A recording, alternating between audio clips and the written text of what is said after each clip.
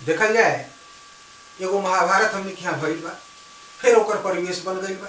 कवि भइला के नाते हम ओकर एगो दृश्य रुआ सब उनका सामने प्रस्तुत कर रहा बन। सोचिए अभी जे दृश्य लौकत बा महाभारत फिर होई, अभी जे दृश्य लौकत बा महाभारत फिर होई।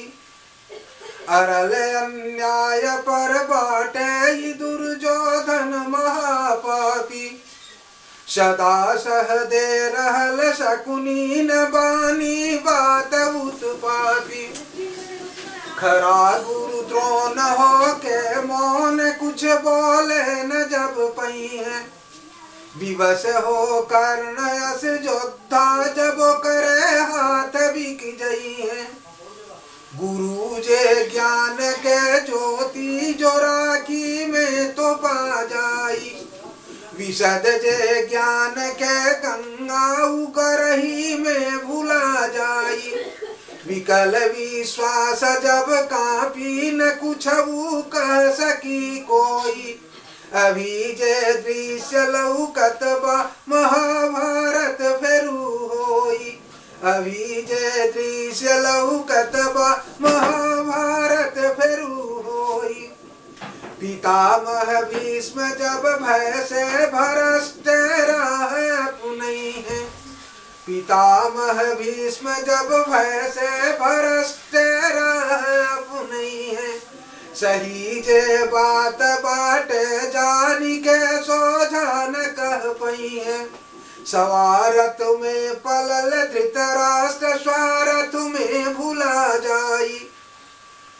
न बाटे आँख बहरी के भीतरियों के झपा जाई। विदुर के नीति के अवहेलना अपमान जब उलटा, कही सब लोग नारी के अगर व्यभिचारिणी कुलटा। सभा में बेपरद नारी कहीं आतुर अगर रोई, अभी जे दृश्य लौकत बा महाभारत फेरू होई। अभी जे दृश्य लौकत बा महाभारत फेरू होई।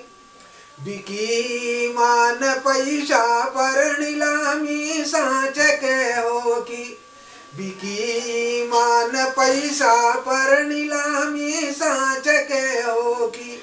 बड़ी अन्याय उत्पीड़न न रोकला से कबो रोकी।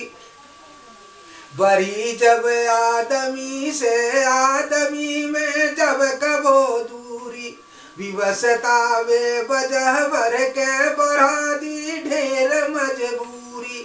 परी दिल में दरारे जब न पटलो से पटा पाई, बुता दी स्नेह के दियरी बढ़ी विद्वेष के खाई। उना अनाचारी दुशासन हाथ कर मल मल कहीं धोई। अभी जे दृश्य लौकत बा महाभारत फेरू होई। अभी जे दृश्य लौकत बा महाभारत फेरू होई। अभी जे दृश्य लौकत बा महाभारत फेरू होई। जिए के हक मिलल सबका एमे केहू खलल डाली।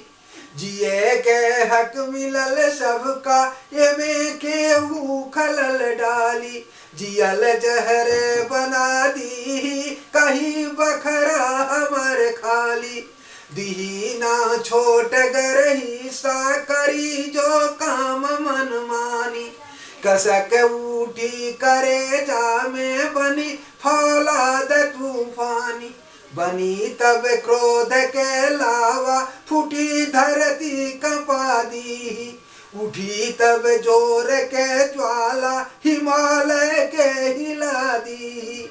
बचौलो से उना बाची जबिया फूट के बोई। अभी जे दृश्य लौकत बा महाभारत फेरू होई। अभी जे दृश्य लौकत बा सुई के नोक वो महाभारत जौन भइल है हम ये कहे रहे कि सूचिकाग्रम न दातव्यम बिना युद्धे न केशव। आज यही स्थिति बा कि सुई के नोक बरही शादी हल नगवार कर लागी। मुई विवेक बे मऊवत बरही भी द्वेष के आगी। घृणा के गाछ जब फफनी फरी विष के बरा बोला। ये कर इतिहास साक्षी बा हमेशा से इहे होला। गिरी फल गाछ से टूट के 77 छिटा जाई। प्रदूषण के प्रलय होई जगत तर के मिटा जाई। रही ना शेष फिर कुछऊ, रही ना शेष फिर कुछऊ, बैठ के काके हुटोई। अभी जे दृश्य लौकत बा महाभारत फेरू होई। महाभारत के सारा पात्र लौकत रहे भगवान श्री कृष्ण के छोड़ के देखल जाएगी छन कि मधुर ले शांति के संदेश अब की ना प्रभु वही है। मधुर ले शांति के संदेश अब की ना प्रभु वही है। नयब की युद्ध भूमि में उदर्शन संख्य सीख लई है। समस्या बाबरल बहुते लड़ाई रुकने अब पाई। समस्या बाबरल बहुते लड़ाई रुकने अब पाई। मरल बेमौत अभिमन्यु जयद्रथ अब मरा जाई। होके रण भूमि में आहत न दुर्योधन अगर बोली। परल विद्वेष के गठरी न मऊवत तक अगर खोली। जमल काई करे जामे, जमल काई करे जामे न जबले प्रेम से धोई।